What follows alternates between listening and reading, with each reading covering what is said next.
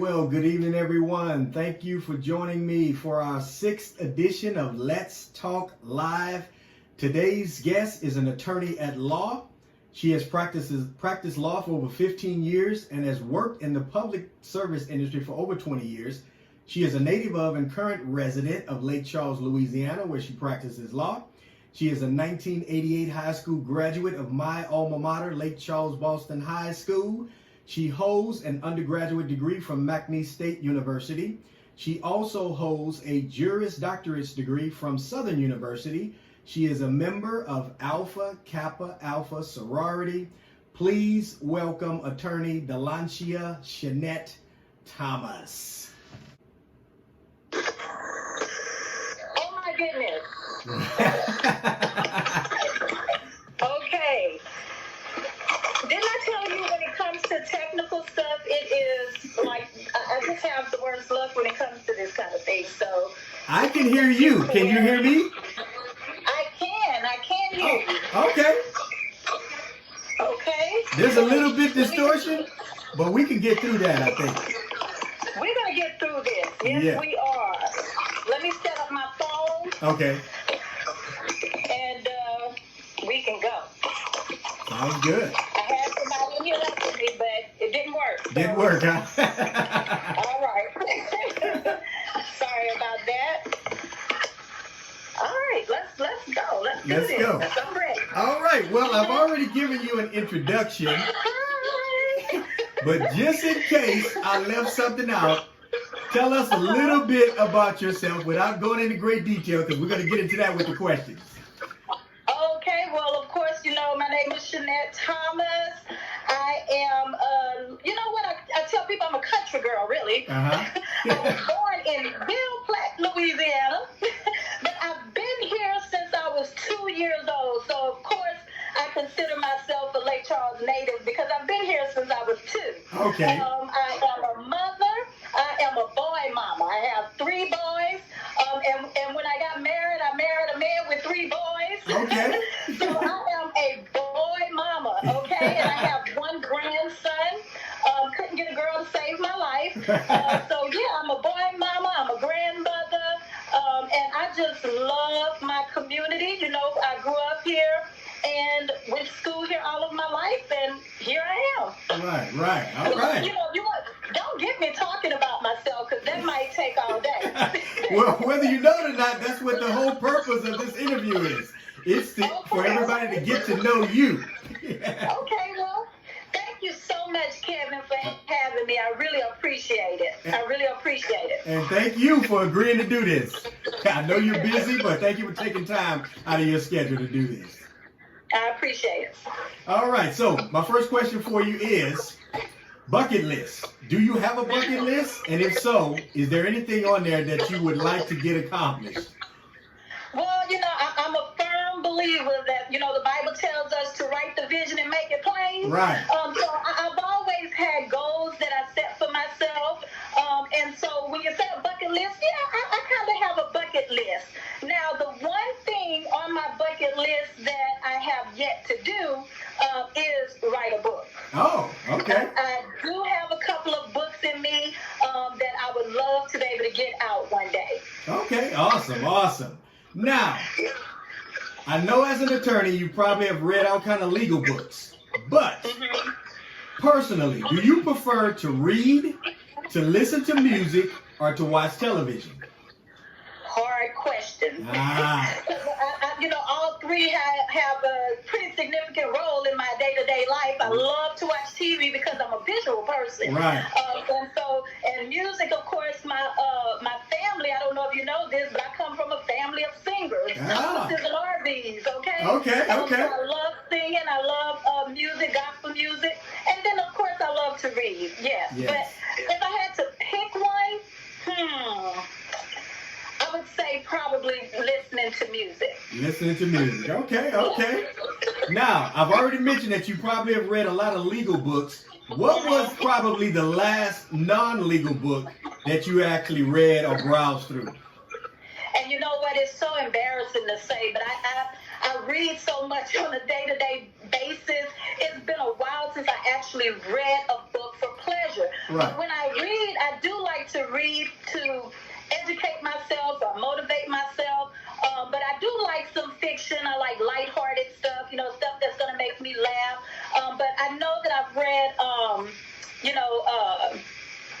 if I could think, the new Jim Crow. I read that not too long ago.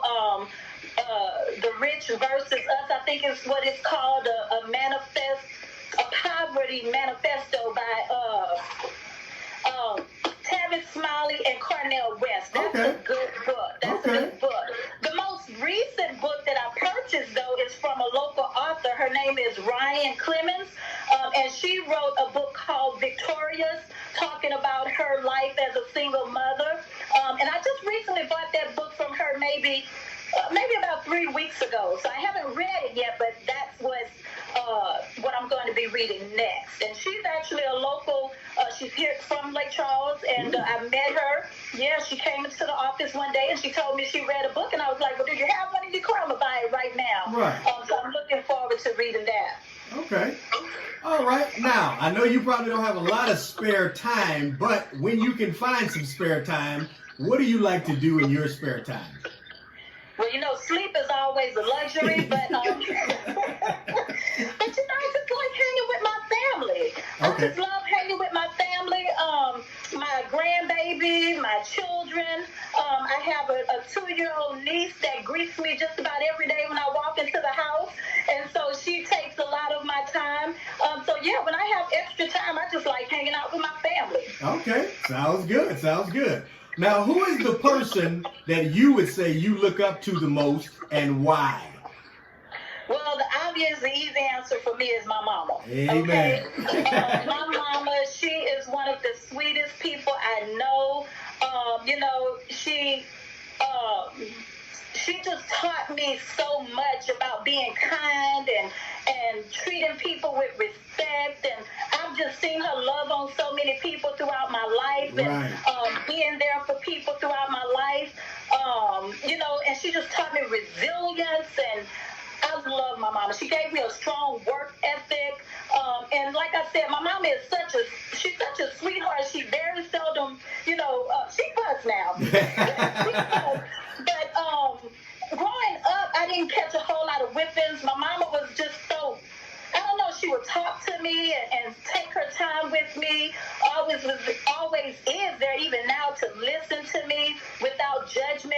She don't always hurry up and tell you, well, you need to do this, you need to do that. She kind of talks to you and lets you figure it out, but in a loving way. So I just love my mama. I have to say that she has had the most impact on me. Shout out to Miss Pat. Shout out to Miss Pat. That's right. Amen. Well, that's a good transition into the next question.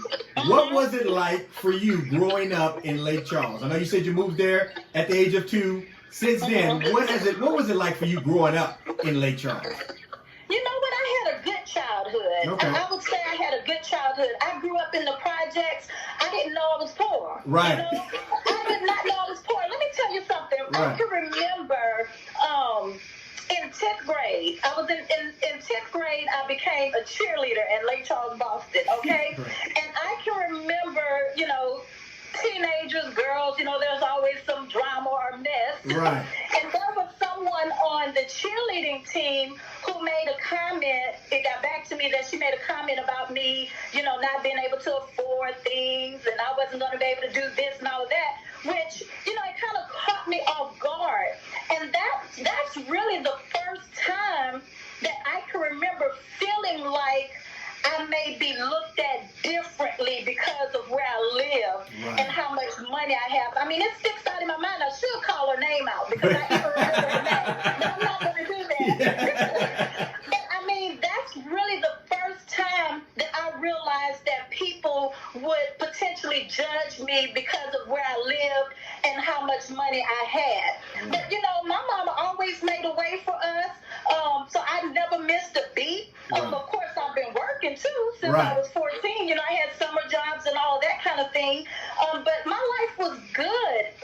In the neighborhood where I grew up at, everybody was family. Right. I remember having, back to school block parties and holiday parties, and everybody could, really discipline us.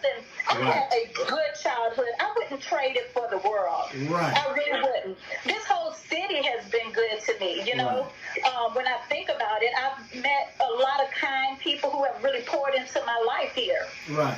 And it's funny that you say that because I had the same experience that you had growing up.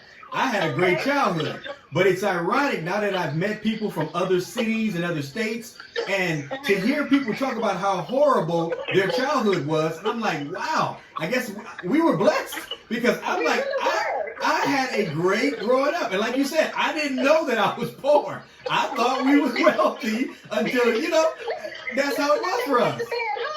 Right. Yeah. So, yeah. That was my experience as well. Yes, amen, amen. Okay, now if you could have a conversation with any person, dead or alive, real or fictional, who would it be and why?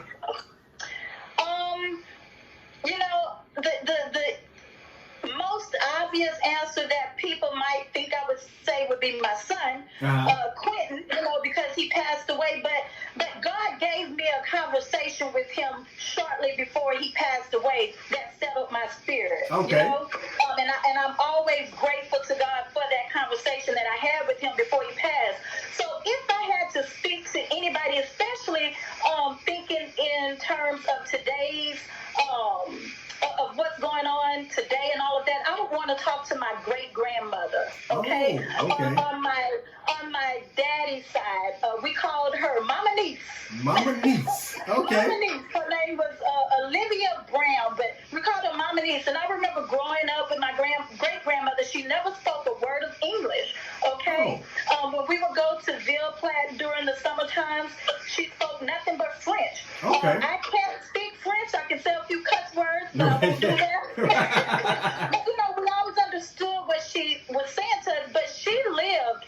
I had to, I think my cousin posted a couple of months ago an old article of my great-grandmother when she turned 107. She actually made the newspaper, and my cousin posted on Facebook a clipping of the newspaper article. Right. And I believe it was in 1993.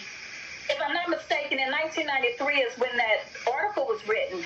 So I can imagine if you take away the years 107, because I thought about this then, it was about a year after the 13th Amendment was signed, when slaves were freed. Wow. So I would love to go back and speak to my great-grandmother in English. Right. And she could tell me about her life, because she was born probably about a year after the 13th Amendment, when slaves were freed. I'm with you. Just that history that she could, you know, probably give me information that the books won't be able to tell us. Right. I would love to go back and speak with my grandmother, my great-grandmother. That's awesome. That's awesome. I feel the same way. I would love to be able to sit with someone who went through all of those times, the Great Depression, and even slavery. If somebody was around, I would love to be able to hear it firsthand instead of, like you said, just reading in the books, you know, having a conversation with somebody that has that information in their head. Amen. You know, Amen. it's amazing how back then we didn't know the value that was, the wealth of information that was inside the hearts of our grandparents and great-grandparents and stuff like that, you know? Right. I even think about when we would go to Ville Platte during the summers. My grandmother had a bunch of old quilts, you know, in her home. And I can just imagine the stories behind them making those quilts and things like that. Now that I'm older, it's like, man, I wish I would have taken the time to really learn my history. Right. Makes sense. Now, we all have things that annoy us. What can you think of that really annoys you? You know, okay. I guess the thing that comes to mind first is people that talk with their mouth full. It's like, at least swallow a little bit of it. You know what I mean? I understand sometimes we're going to have a conversation. You know, we're eating and we're talking, but oh my goodness, if the food is like falling out of your mouth, it's completely disgusting. Right. So that is so annoying to me. All right, so make sure y'all swallow your food before you talk around. At least it on the side. Right. Or something. So that it's not coming out of your mouth while you're talking, right? Exactly. Right. Exactly. Okay, so just like we have stuff that annoys us, what brings you joy? Easy answer. Family. Family. You know, family. Oh my goodness, that little grandbaby of mine. Yeah. You know, everybody say when you have a grandchild that it's a different kind of love, and it so is. Yes, it is. I have my one and only. He is about to be 2 in September, and that little boy, I tell you, between him and my niece and Right. nieces and nephews, just family in general, Right. I feel most comfortable, most at peace, most happy when I'm with my family. Amen, amen. Yeah, family's great, great. Yeah. And now that we have this pandemic going on, have you been able to spend more time with the family, or are you considered essential and you had to go to work during the peak of this pandemic? I did go to work during the peak of the pandemic because what was happening is I do practice some criminal defense, okay? Right. So I did have some clients who were incarcerated on non-violent crimes, and so we tried to take advantage of this pandemic, Right. you know, to try to get some of them out, and some of them were able to get out. But other than that, you know, I came into the office pretty much by myself. You know, we weren't open to the public, but I did work a little while. But pretty much I stayed inside the house, which, look, I'm an introvert, okay? I love being in the house, Right. but I was even ready to get out. Yeah. Right. Yes. Yeah. Okay, now, do you have a best friend, and who is he or she? You don't have to mention the name, but what makes that person your best friend? You know what? I have my sisters, and I love them. You know, I don't think I have a few friends that Right. I've known just in the past few years, but most of my friends, I've probably had them as friends for 20 or more years. Oh, okay. But I'm going to say my best friend's name. Okay. Kalisha Green. You may remember Kalisha. She's now a young. Okay, yes, I know who you're talking about. That's my best friend. I Right. don't remember not knowing her. Wow. You know what I mean? She's the type of person I could go to her house if I'm tired from work. I could fall asleep on her sofa and she'll just let me be. Right. But she's there. She's been there to support me just like a family member would. So yeah, we've been friends forever. Just like it's great to have best friends or friends, we all deal with difficult people. And by that, have you ever had anybody that you trusted that actually turned their back on you? And what was that like for you? You know, I've learned the hard way, especially, you know, doing what I'm doing now, that, you know, some people God put in your life for a season and a reason. Right. So, you know, you just have to let it go. Even though it hurts, it doesn't feel good when you're going through it. Right. You know, when people hurt your feelings and you think that they have your back. But I have enough people who truly love me and who truly support me to where the ones who God move out the way, No you problem. know, I might cry a tear or whatever, but Right. I have what I call the gift of goodbye. Right. I heard a sermon years ago, T.D. Jakes preached about the gift of goodbye. The gift of And I goodbye. got that gift. Yeah, Right. I can say goodbye. I can say goodbye. Right. Okay, so you kind of touched on the pandemic a little bit and how it has affected you at the job. Personally, has this corona pandemic affected you at all, and how so? Well, yeah, my mama had to be tested for it, and so she lives with me, and so we had to be quarantined for a little while until she got the results back. Okay. So that was a very scary time. Just yesterday, I found out that one of my cousins and her 2 children who live in Houston have all tested positive. Wow. And so I am praying for them right now. So Right. it has reached home for sure. Absolutely. Yes, ma'am. Okay. This is more of like an interview question. Anytime I've gone to an interview for a job, they always ask me this question. And I always have to study it and practice because I don't ever think about failure. But the question is, Tell us about a time when you failed at something, and how did you recover from that? You know what? That's a hard one. That's a hard one, I'm telling you. And they ask me that every job interview I've ever gone on, and I'm like, wow, I got to practice for that one. I should have practiced for this one. Let me tell you. Because at the end of the day, I've had a lot of failures. You know what I mean? Right. And so I learned from them. I can't think of anything specific right now. It's not coming to my mind.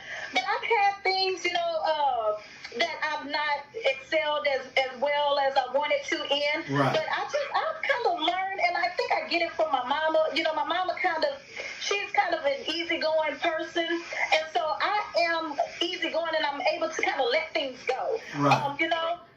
And especially, growing up in church, and my faith is so deeply rooted in me. When things don't go my way, I just look to God. Yes.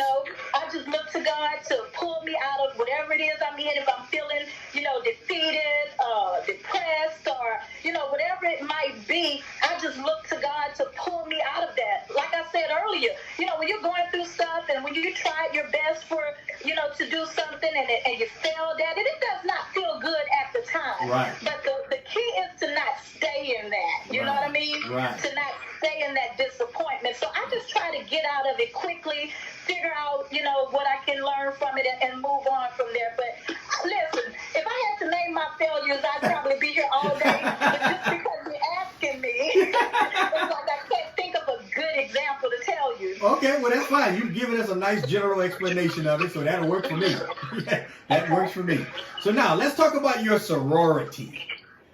Tell us about Alpha Kappa Alpha, because there's a lot of people who know nothing about sororities and fraternities, because that's basically exclusive to African Americans. Yes, I do that. I know there's some other folks that are involved, but there are some people who have no clue about this stuff. Tell us about your sorority. Well, I'm a member of Alpha Kappa Alpha Sorority Incorporated. We were the first African American female sorority organization that was formed in 1908. And our goal is service to all mankind. Okay, that's pretty much our mission. And so, yes, I am a member.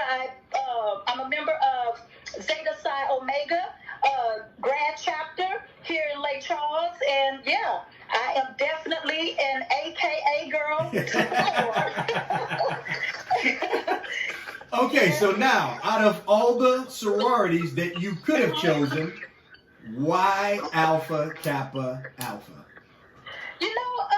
Some of the women in my life that I know and respect were members of Alpha Kappa Alpha. Mother Max, one of my other best friends, Sonia, her mother-in-law, who lives in Alexandria. She was the president of her chapter in Alexandria. Such a sweet lady, always poured into my life. Do you remember Miss Chavis? The teacher? Yeah. Yes. Oh, yes. She's an AKA, and Miss Chavis always took me under her wing, and so I loved her.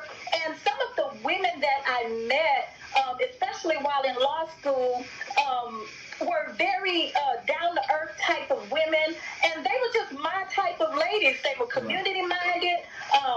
They had that sisterhood kind of love for me. Right. And so, yeah, that was the route I figured was the best choice for me. Okay, all right. Now, let's transition to talking about you as an attorney.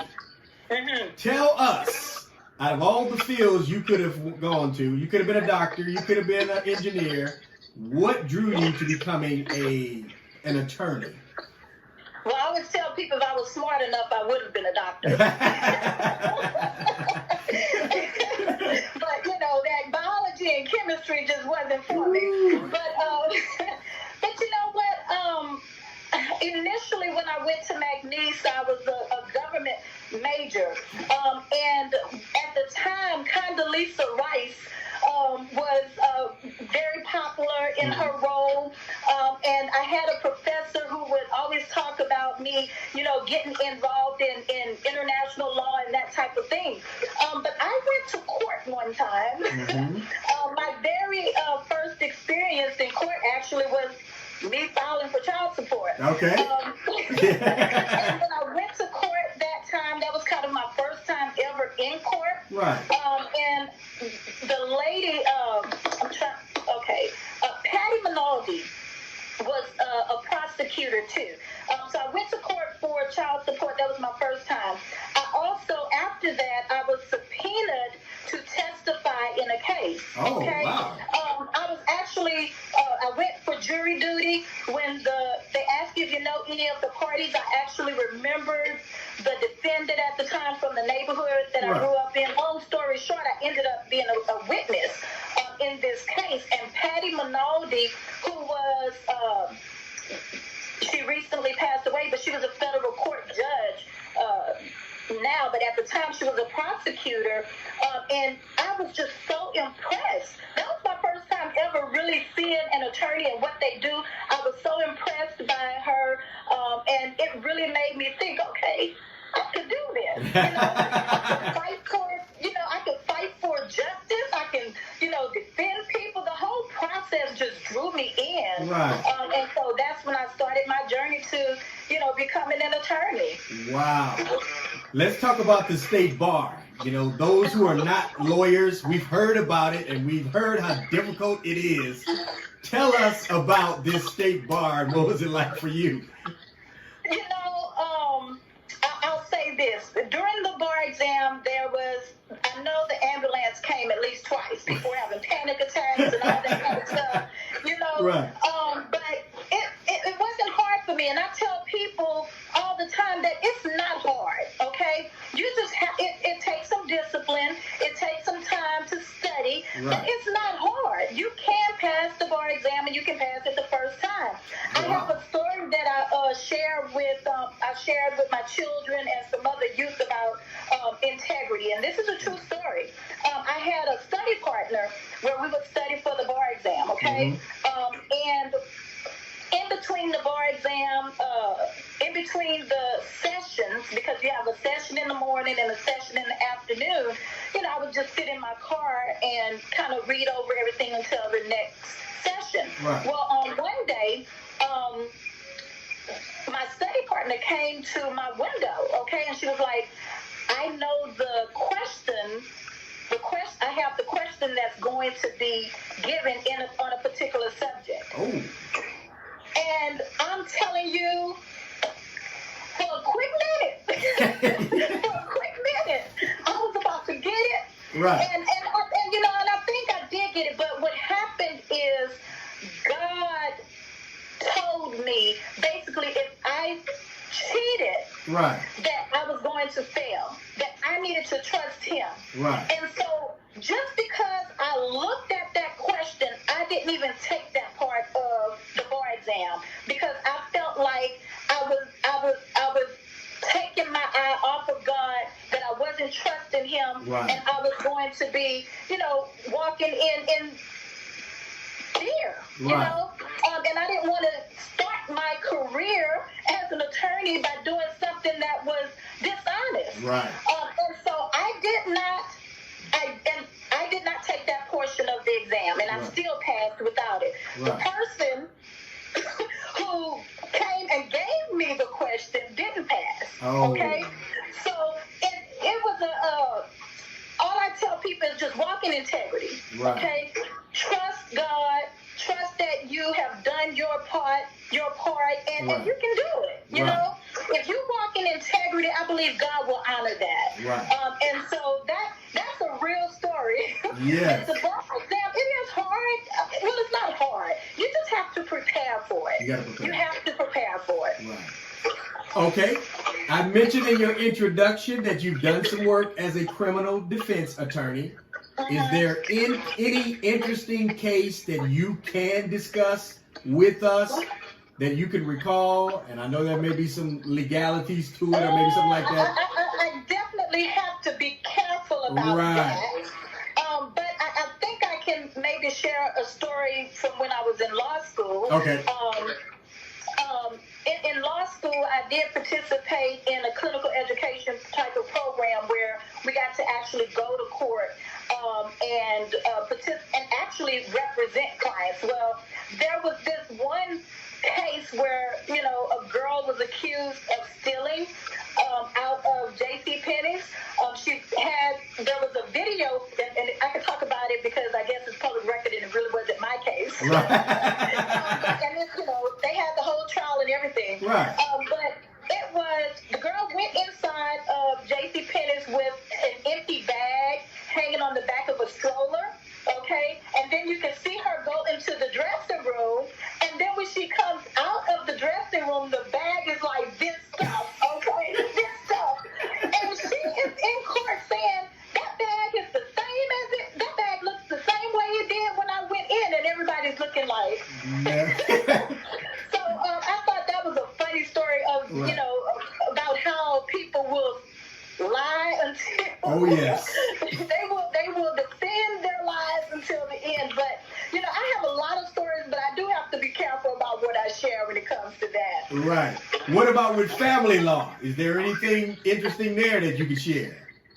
All the time, but I definitely can't share that stuff. Yeah. But I will say that, what I try to do is, oftentimes when people are going through divorce and child custody battles and stuff like that, people are hurting. Yes. And so it can be very difficult to try to maneuver through that process and manage the emotions of your client versus getting them to realize that the law may not necessarily be on their side, right. based on what they're asking me to do. Right. So it's definitely a balancing act in family law. But I thank God that I've been able to kind of manage it. But some people get upset with you sometimes when you can't deliver what they think they are entitled to, but the law does not support what they think they should be entitled to. Right. But it's definitely a touchy area of right. the law for sure. Yeah. Which one do you prefer, though? What area of law do you prefer to work in based on your experience? Based on my experience, I tell people when I was speaking to some attorneys, I'm running for family law judge, so I need to say this. What makes me, the part about family law as an attorney that I dislike the most is what would make me a good family court judge, okay? What it is even when I represent my clients in family law, I'm always wanting to do what's fair.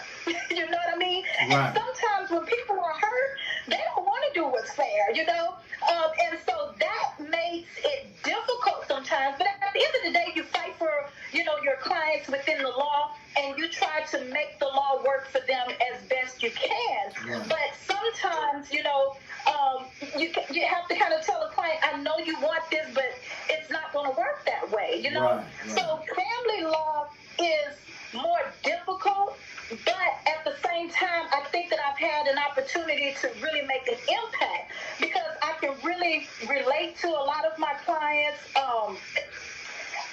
I really develop a rapport with my clients, you know what I mean? It's not just lawyer-client. Right. I really try to develop a rapport with them, really try to understand their heart, and really try to reach their hearts when I'm speaking to them, Right.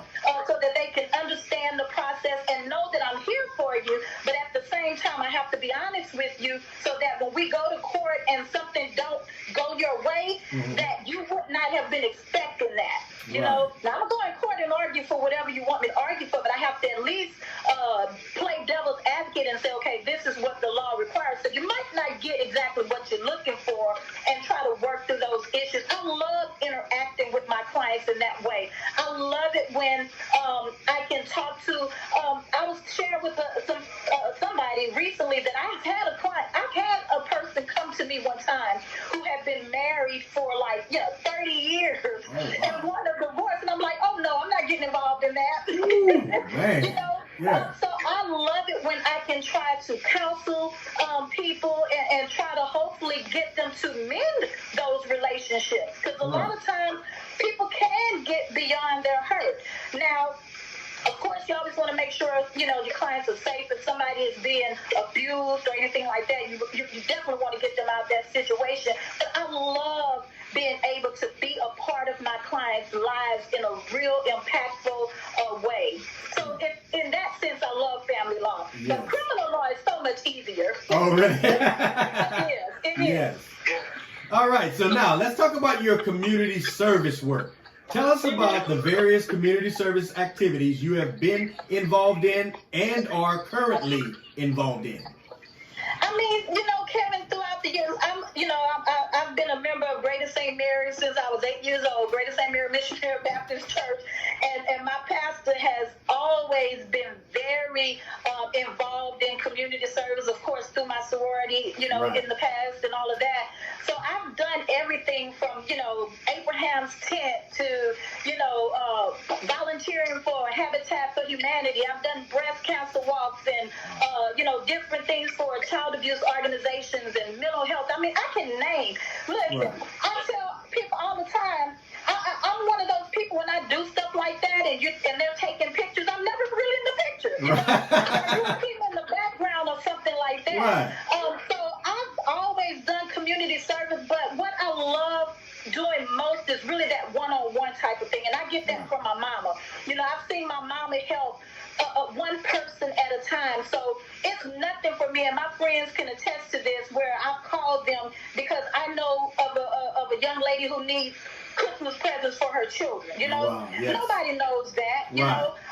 and the reason why I'm talking about this stuff, because people tell me, no, you got to tell people, when Hurricane Katrina happened, Right. I had just gotten an apartment that I never even moved my furniture into, but I let a family live there and paid the rent for 3 or 4 months. Awesome. So those types of things. I remember one year, right after I became an attorney, and I started working for the city attorney.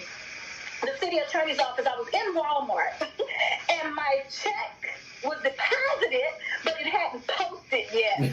So I was at the register trying to pay for my stuff, and my card declined. Right. And the person behind me offered to pay for my stuff, and it happened to be Dr. Debbie Thomas. I don't know if you know who she is. I don't. Her husband is a pastor here in Lake Charles, and I can't think of the name of the church. And I actually got a chance to tell her this a few months ago. She didn't even know. I knew who she was because I knew who she was. Right. And she offered to pay for my food, Right. for my stuff. And so that was so impactful to me, to where it's something that I do. Right. I do it now if I see somebody. My children know, listen, which was dangerous, sometimes I give people a ride. If I see a woman walking with a bunch of kids, Right. like, what y'all doing? Y'all need a ride? I've had, a guy one time come up to me at Kroger saying he needed to feed his kids. I handed him my grocery bags, Wow. So when I say that I am community minded, I'm not talking about just the stuff where, we can have a good photo and all of that kind of stuff, which I've done all of that too. Right. Don't get me wrong, but I am most, my heart is one-on-one. Right. One-on-one, to try to really get to know families and try to really help people on a one-on-one personal basis. Right. Okay, now we've mentioned this, or you mentioned this a little earlier, that you lost one of your children, Quentin, correct? Yes. If you're comfortable with it, tell us what happened to Quentin and how did that affect you as a parent, losing a child? Well, I can tell you that there are some things that happen in your life that changes your life, Right. okay? And that was definitely one of them. Like I said, what gives me peace is that I know where my son is, okay? Listen, it's no secret that I am a Christian. I am a woman of faith, and I'm not ashamed of that, okay? But I remember the conversation that I had with my son, even though, let me say this, it don't feel good when you lose a child, Right. And it does cause you to kind of question everything, you know? But I never gave up. I knew that God loved me and he wasn't doing something to me, okay? Even though some people say don't question God. I don't question God in terms of his wisdom, but I believe if we have questions, we should question God. Absolutely, yeah. I need answers. I ask questions because I need answers, yes. He has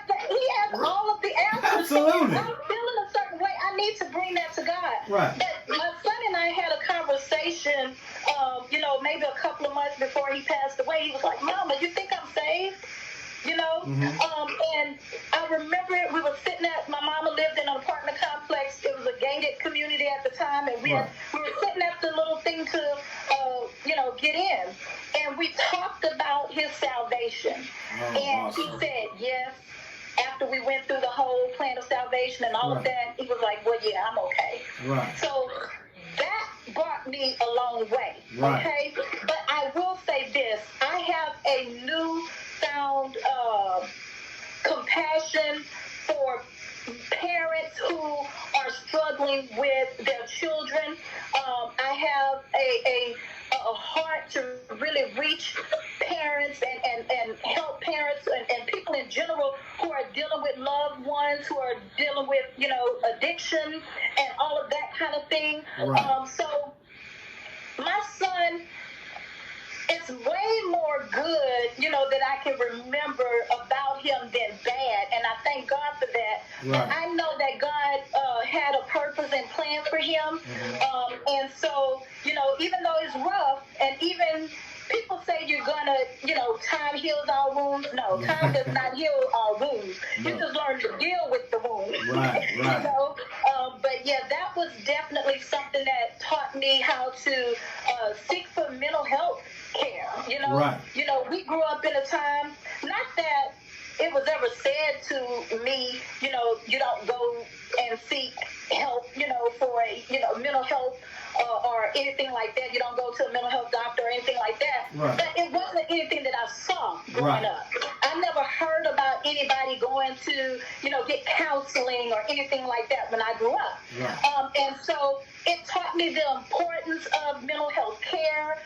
It taught me the importance of being aware of some of the things that your children are facing out there, because we're not out there with them every day. No. But it taught me to kind of be on watch a little bit more, Right. So it was definitely a tough time. I thank God for my friends and my family who really held me up for a long time, And so, yeah, I can definitely sympathize with anybody who has lost a loved one. And it's made me a stronger, more compassionate, more loving person today. Okay. All right. Awesome. Now, let's transition to, you were born in 1970, so that means you're going to be turning a half a century this year. Any special plans? How do you feel about turning 50 this year? Let me tell you, I had such big plans. I was going to, do a destination party. I wanted to rent a beach house. I had all kinds of plans, okay? When they say make your plans and God laughs, or make our plans but God orders our steps. Right. But so with COVID-19 and then now this election, I don't know what I'm going to be doing for my 50th because it's coming up in August. Right. So I'll probably just end up spending some time with family or something like that. But yeah, I wanted to do it big, but I don't think that's going to happen now. It's definitely strange. I can remember as a kid, we would sit around and talk about when we would, it'll be the year 2020 when I turn 50. And it just seems so long. It just seems so far away. Right. But, oh my goodness, it came quickly. Oh, yes. It came quickly. Yes, it did. Yeah. Yes, it did. All right, so let's talk about some current events. I'm sure you've seen the video, George Floyd. Yeah. The first time you saw that video, how did that make you feel? Kevin, I tell you, I couldn't even watch the whole video. I could not watch the whole video. To this day, I have not watched the whole video. Really? No, I have not seen the entire video. I mean, a minute in with the police officers' knee on that man's neck, I could not take it. But it just brings to the real. It just makes what we go through as a community more real. It's never not been real, okay? But it just brought to this I've been trying to figure out the right words to say since I saw that video, okay? It's just no words to describe it. I know as a mother of boys, black boys, I can't tell you how many times I have had to counsel my children on how to interact with the police. And why should it be that way? You know, I should not have to tell my children, if you get pulled over, don't do this, you know, make sure you don't do this. And my sons are the top, no, I know my rights, you know. I'm like, I know you know your rights, but I want you to come home, Amen. you know, alive. Yes. So I would appreciate it if you would just, you know, really take into account that things can go very bad really quickly, you know. So it's a very, very heartbreaking situation that happened, and I really just have no words for it at all. Okay. And our last question for the night, because I want to give you some time to tell us about this office that you're running for. I see you got it on your t-shirt, but before we get to that, let me get this last question in there for you. Gotcha. We already talked about that you're going to be turning 50 this year. If you could go back and talk to the younger Shanette, because we've all made mistakes as we negotiated life, what advice would you share with that person if you knew that they would listen, for one, and then two, to help them maybe to not make the same mistakes, or maybe you want them to negotiate life exactly how you did? What advice would you give to that person? You know, the one thing that I probably would tell my younger self is that you are enough. Okay? Like I said, around 10th grade, you know, when I started learning that I was being judged because of where I came from. Right. And because of, you know, my economic status, I did go through a period of time where I felt like I wasn't good enough. I did go through a period of time where I didn't feel ashamed necessarily or embarrassed about where I grew up, but there was a little bit of reluctance when it came time to talking about where I lived in certain settings and stuff like that. And so if I had to go back and tell myself anything, I would probably go back and tell myself, you are enough, okay? I was sharing with somebody, I think on, you know, LCB's alumni page, somebody posted a picture of, I can't think of his name, but he's an alum from LCB, and he's a senator in Monroe, and they were talking about some of the things that he's been able to accomplish. And on that, the heading, it said, "Can anything good come from LCB?" You know, you know where that you know where that comes from, the Bible, right? Wow. Where when Nathaniel, I believe it was Nathaniel, right, asked Philip, "Can anything good come from Nazareth?" when he was talking about Jesus. Right. And so it made me think about, can anything good come from the projects? Can anything good come from LCB? Can anything good come from poverty? Can anything good come from, you know, divorced family, you know, single parent home, or anything like that? And the answer to that is absolutely yes. Absolutely. You know, so if I had to go back to my old self, I would tell myself, don't let people's labels label you. You know, so that would be the advice I would go back and tell myself. Okay, awesome. And then the last thing, since I just found out tonight that you're running for office, I want to give you an opportunity to plug. Tell us about this office that you're running for, because obviously people are going to see this video now. They now have a chance to get to know you on a personal level. Tell us about it, and why should people vote for you? Well, I've been an attorney now for almost 16 years, okay? I started off as an assistant city attorney for the city of Lake Charles. I worked in that position for about almost 7 years. In that position, I really got to interact with the community, dealing with everything from housing issues to littering to, you know, community policing, just about anything, any need that the community had. I got to actually interact with the people and try to come up with solutions for those issues. After I left the the city attorney's office, I became a prosecutor. I was an assistant district attorney for, I believe, 4 years, just about maybe over 4 years. And in that role, for I think about a year and a half, I was a prosecutor in juvenile delinquency court, okay, in family court. If you don't know, let me just give you a quick overview. Okay. Family court here handles family law matters such as divorce, child support, custody, adoptions, DCFS matters, child protection cases, anything dealing with the family. But family court also handles juvenile delinquency cases, which is basically criminal court for minors, okay? And so I handled those types of cases as a prosecutor. If a child was accused of a crime, then I prosecuted that child, okay? Also, child protection cases. I represented the state in prosecuting families accused of abuse or neglect. So I did that. I also prosecuted severe child abuse cases, people who were accused of committing some of the most heinous crimes against children. I prosecuted those cases. Now, in private practice, I am on the other end of the spectrum, okay? I represent people sometimes accused of committing crimes, okay? I've represented families accused of abuse and neglect and have been very successful at it. I mean, I've gone all the way up to the Third Circuit Court of Appeals and was actually successful at getting, a family back together. Children were placed back in the home, and the Third Circuit found that the lower court was wrong in removing those children, okay?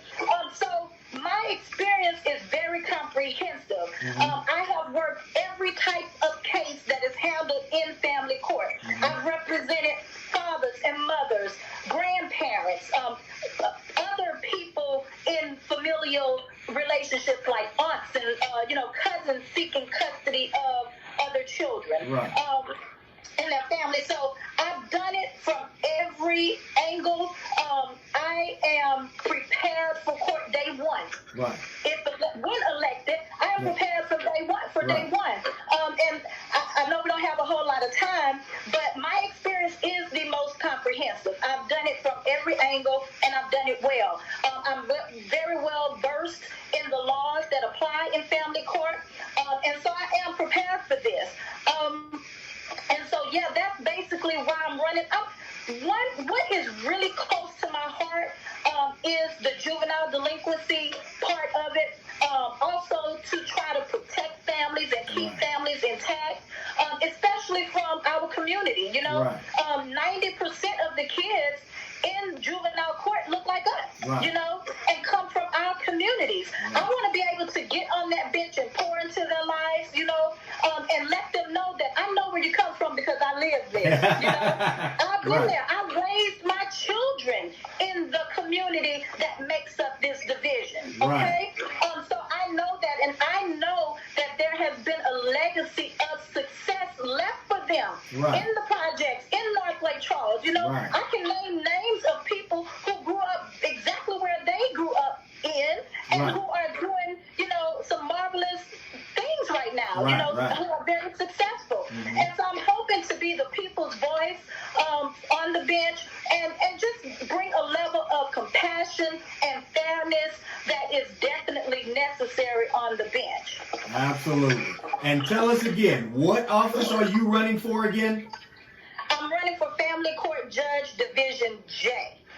And so, yes, I would ask everybody to just kind of follow me, learn more about me. I've done a few radio interviews already, and each time I give a little bit more information. So just stay tuned. I really would appreciate if everybody would just kind of at least hear me out. Right. So let's give attorney Deshanette Thomas an opportunity to represent Lake Charles as Family Court Judge Division J. There we go. There we go. Division J. Well, thank you, ma'am. I certainly appreciate this. This has been very interesting. I certainly appreciate you being a very conversational type person that really helps with these type of interviews. And again, I hope that folks have paid attention. They've watched this. They've now gotten to know you on a personal level. So, and also they can see the relatability factor because, as you say, you grew up in some of those same neighborhoods that you're wanting to represent. So with that said, I hope that this platform can be used to help you to get to that office where I believe you will do an outstanding job representing Lake Charles. I appreciate you so much, Kevin. Thank you so much. All right. And again, thank everyone for tuning in to Let's Talk Live. I will see you next week, and I will let you know who next week's guest will be. Have a blessed day. Thank you again, ma'am. Have a good night. All right. Bye.